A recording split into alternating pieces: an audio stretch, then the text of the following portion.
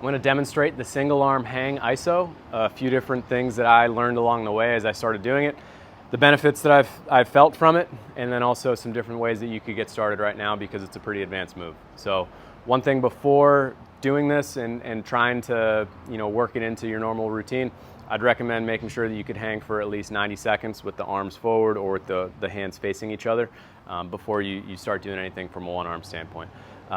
Just because it is an advanced movement, as I said. It is definitely something where if you had a life or death situation, being able to hang on to something from one hand and being able to grip things is going to be a very important, potentially life-saving thing. But from a training standpoint, a situation that may come up more on a day-to-day basis, this is something really practical that you can start doing once you're at a point that you can handle it. So I'm going to show what it looks like briefly. What you need is a bar, obviously, and then what you'll do is grip, and then just hold on from here. I found it's easier to have something that you're standing on and then lift the legs up rather than jumping up to the bar, because you really only get one shot at the grip with this. You can kind of try to grab and improve your grip while you're slipping without your feet hitting the ground, but just to make it simple, grab and then lift the feet up. That eliminates a lot of what could be a common thing at the beginning where people hold here and then let go, and then they get this where they're bumping into the sides of whatever they're hanging from. If you're doing this in a door frame especially, you'll feel a swing one way. One thing that you'll have to overcome at the beginning and learn, and this is something that you can't just learn from a video, you have to really feel it. When you're hanging by a single arm and you're holding here, it takes a little bit to figure out how to be able to stabilize and stay facing straight forward. The propensity is going to be that you're going to swing because you're not going to fully have control over everything in the shoulder girdle, the rib cage, how that connects to the spine through the hand. So one thing that'll happen is there'll be a lot of movement at the beginning until you can start to control it. And then eventually what you'll be able to feel is you can go from here, where I'm hanging straight forward, to turning and being able to hold this spot here. So I'm not just momentum still this way, I'm actually stabilizing, to being able to hold here, to being able to hold here while rotating back forward, and then also feeling the difference between being up here, so shrugged up with the shoulder, versus down there. So those are a few different things that you can play with. Like I said at the beginning, there's going to be some of that rotation that you're going to have to start to learn how to overcome. What I did for timing at the onset of learning how to do these and mixing these in, what I found made the most sense was doing even something as short as 5 seconds on with one hand, rest, 5 seconds with the other hand, rest. What you could also do is with two hands forward here on the bar, learning to let the weight go into one hand here, hold for 5 seconds, go back to the middle for 5, hold on the other arm for 5, back to the middle.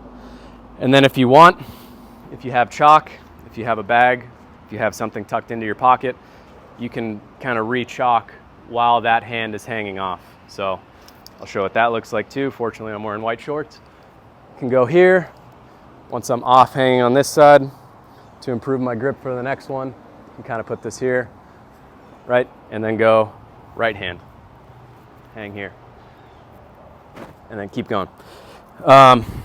Some times to work up to, starting to get to a point where you can hold dead hang for 20 seconds with one arm is a pretty good starting point. That's what I'd consider like the building up level phase, the level 1, if you'd call it that, for hanging by an arm. The next step up would be 30 plus seconds.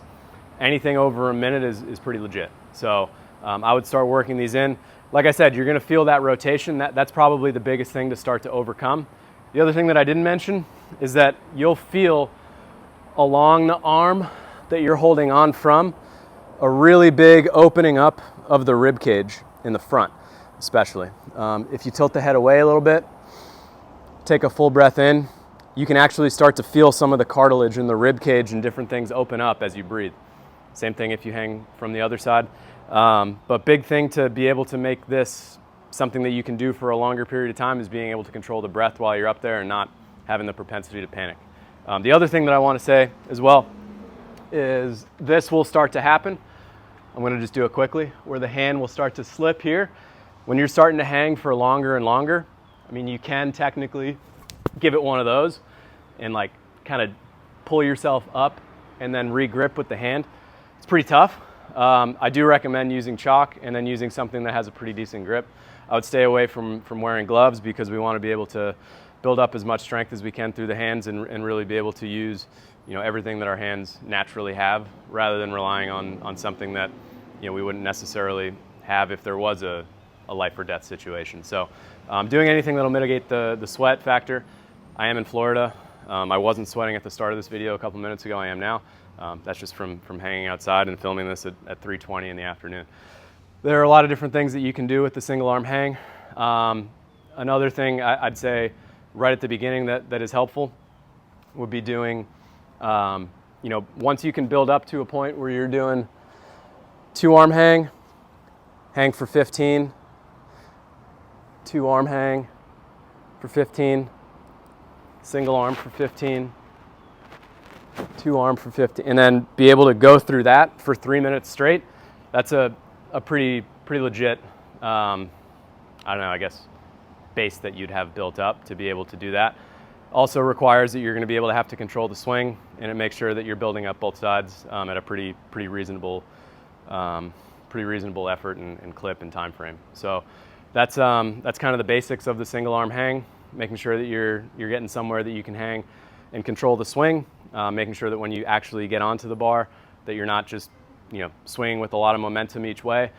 Also being able to control the breath, being able to have something that keeps it so that the grip is pretty minimally affected by sweat.